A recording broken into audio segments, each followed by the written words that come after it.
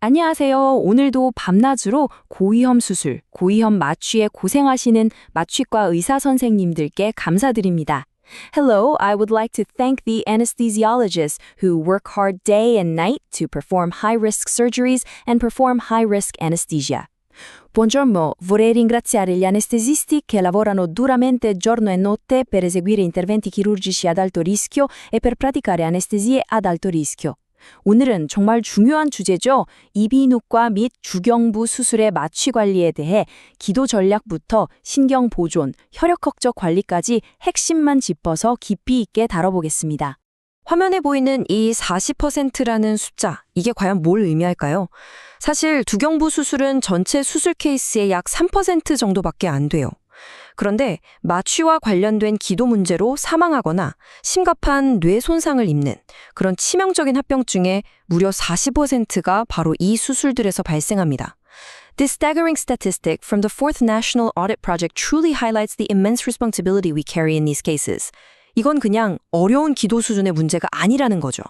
통계가 명백히 보여주는 고위험 영역인 만큼 오늘 우리는 이 위험을 어떻게 체계적으로 관리하고 환자를 안전하게 지킬 수 있을지 그 전략을 하나하나 파헤쳐 보겠습니다.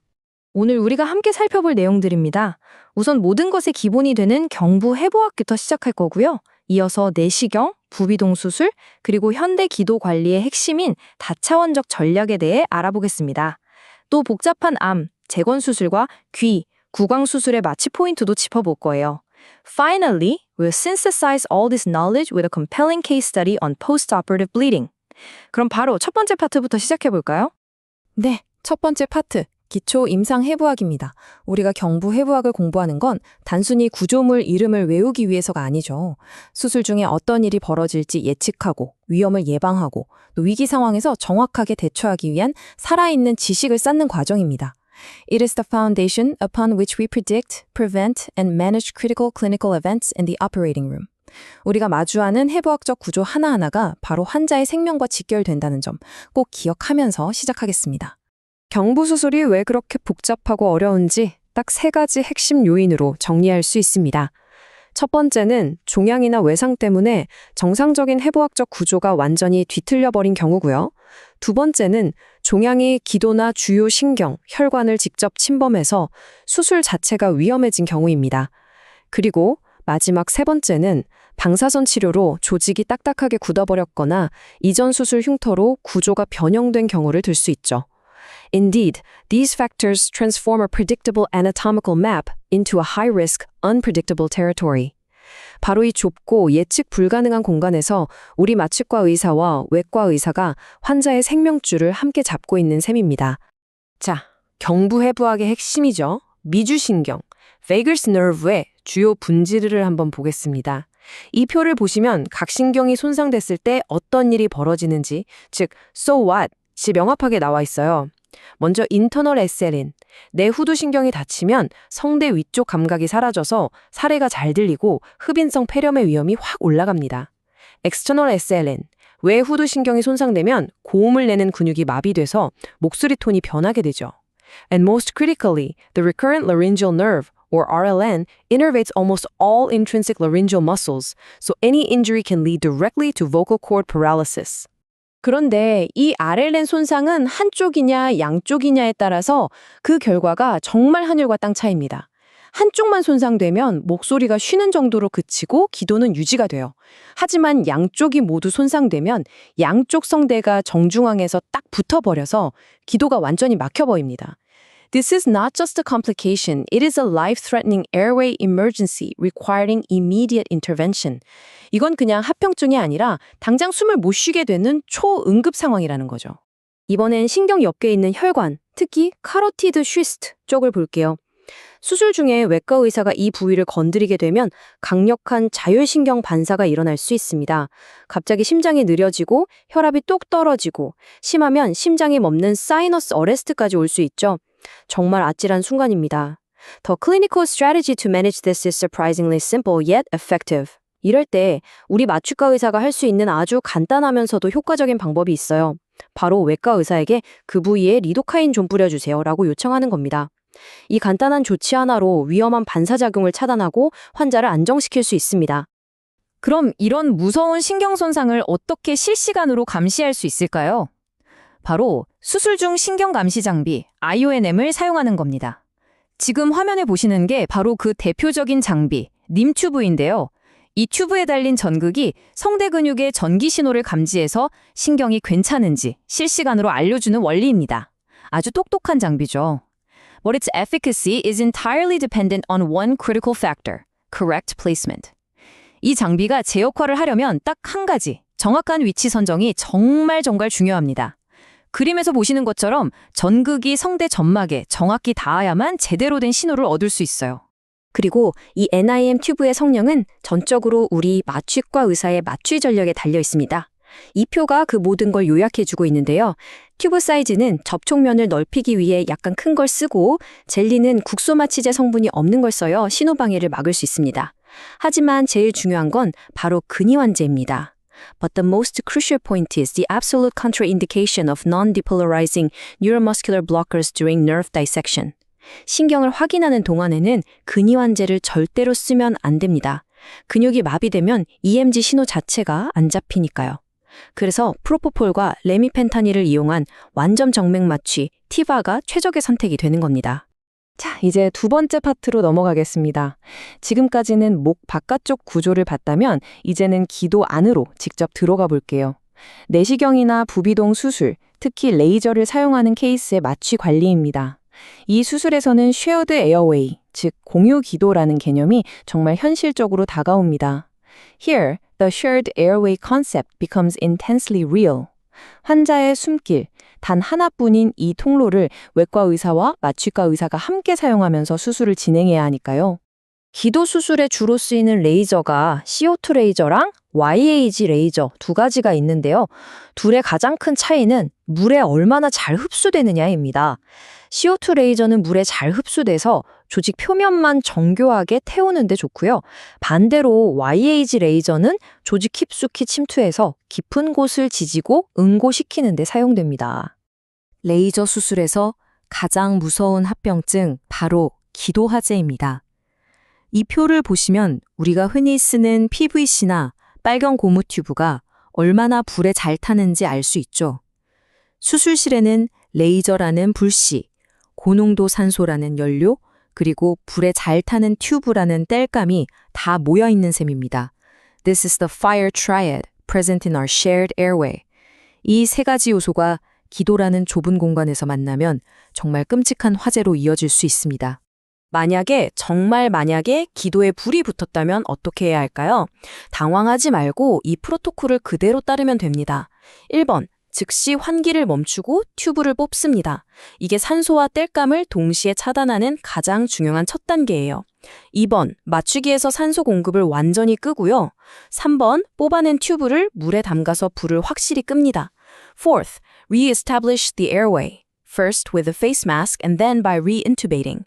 그리고 마지막으로 기관지 내시경으로 기도가 얼마나 손상됐는지 반드시 확인해야 합니다. 이제 세 번째 파트입니다. 특정 수술 기법을 넘어서 모든 복잡한 기도 관리에 적용되는 현대적인 생각의 틀, 즉 프레임워크에 대해 이야기해 보겠습니다.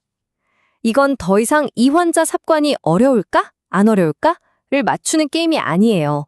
이런 위험 요인이 있으니 우리는 이런 계획을 세우고 만일을 대비해 이런 차선책까지 준비한다는 훨씬 더 고차원적인 전략 수립 과정입니다. In essence, we are moving from simple prediction to comprehensive strategic planning. 이 패러다임의 전환이야말로 현대 기도 관리의 핵심이라고 할 수 있습니다. 예전에는 그냥 플랜 A가 안 되면 플랜 B, 그것도 안 되면 플랜 C, 이런 식의 단순한 접근을 했었죠. 하지만 이제는 훨씬 더 정교한 알고리즘과 전략으로 진화했습니다. 어차피 완벽한 예측은 불가능하다는 걸 우리 모두 알고 있잖아요. The goal is no longer perfect prediction, which we know is often elusive.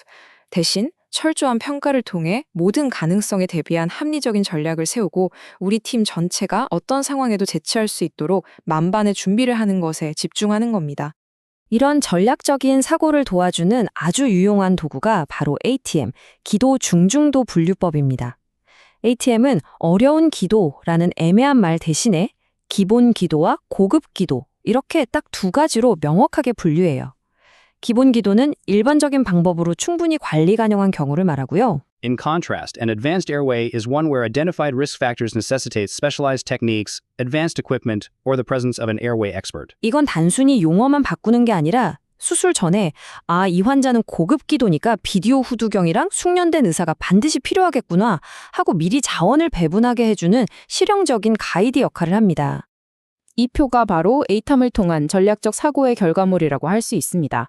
마치 임상지도처럼 어떤 위험 요인이 있을 때 어떤 플랜 A와 어떤 백업 플랜을 준비해야 하는지 명확하게 보여주죠.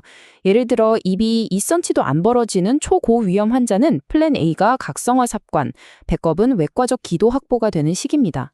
또 기도에 피가 나고 있는 응급 상황이라면 SLAD 기법을 동반한 RSI를 시도하면서 동시에 수술팀이 대기하는 더블 셋업을 준비해야 하죠. This table brilliantly illustrates how preoperative risk stratification directly informs our intraoperative action plan. 네 번째 파트, 두경부암 수술과 재건술입니다. 이 수술들은 정말 길고 복잡하죠? 여기서 우리 마취과 의사의 역할은 단순히 환자를 재우고 깨우는 데 그치지 않습니다.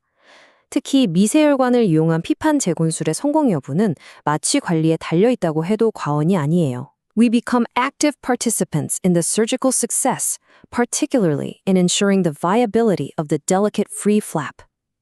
우리의 모든 결정이 이식된 조직의 생사를 가를 수 있습니다. 여기서 가장 중요한 개념이 바로 the rheological sweet spot입니다.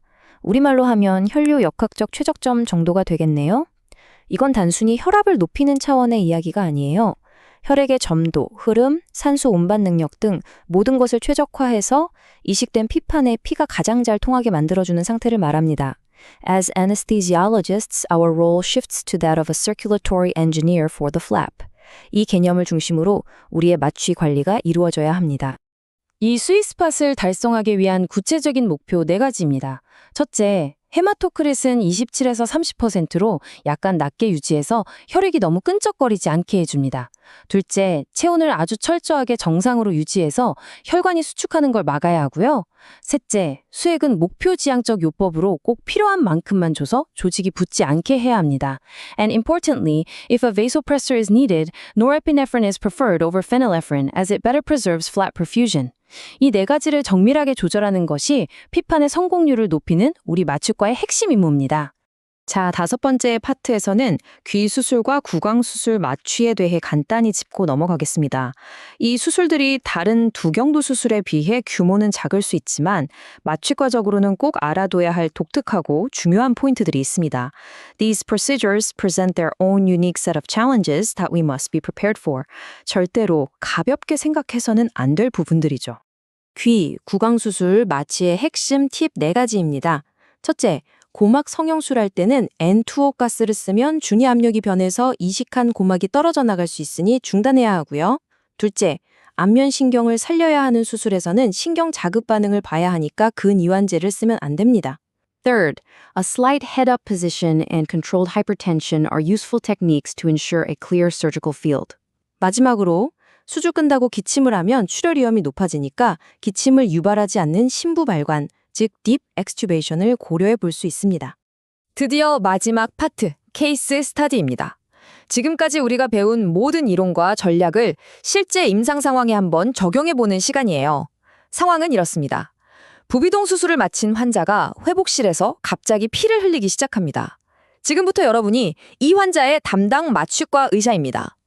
This case study will truly test our ability to apply these principles under pressure. 자, 환자는 FS 수술을 받고 회복실에 막 도착했습니다. 그런데 갑자기 기침을 하면서 피를 토하기 시작해요. 서전은 지혈을 위해 바로 재수술을 결정했고 우리는 이 환자를 다시 재워야 합니다. 환자는 불안해하고 기도에는 피가 가득하고 위도 비어있지 않을 가능성이 높죠. The patient is agitated, bleeding, and has a potentially full stomach. 자, 여러분이라면 이 환자의 마취 유도를 어떻게 계획하시겠습니까? 잠시 한번 머릿속으로 시뮬레이션을 해보세요. 출혈이 있는 기도에 대한 정답은 바로 이 체계적인 접근법입니다. 첫째, 무조건 풀 스토먹이라고 가정하고 유도 전에 수액으로 혈압부터 안정시킵니다. 둘째, 최악의 상황, 즉 삽관 실패에 대비합니다.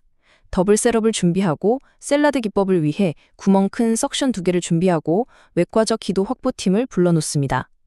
Third, choose your induction agents wisely. Hemodynamically stable drugs like ketamine or etomidate are preferred. 마지막으로 기도 흡인 위험을 최소화하면서 가장 빠르고 안전하게 튜브를 넣기 위해 급속 연속 기도 삽관 RSI를 시행합니다. 자, 응급수술로 출혈은 성공적으로 잡혔습니다. 이제 환자를 깨워서 튜브를 뽑아야겠죠. 하지만 위험은 아직 끝나지 않았습니다. 수술이 끝났다고 안심하기 한 일러요. The risk is not over until the tube is safely out and the patient is stable.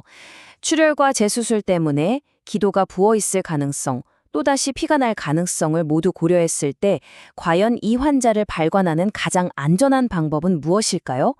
이 마지막 질문에 대한 답을 고민해 보시는 것이 오늘 시간의 최종 과제입니다. 이것이야말로 우리가 매일 수술실에서 마주하는 고도의 전력적 판단이 필요한 바로 그 순간이니까요.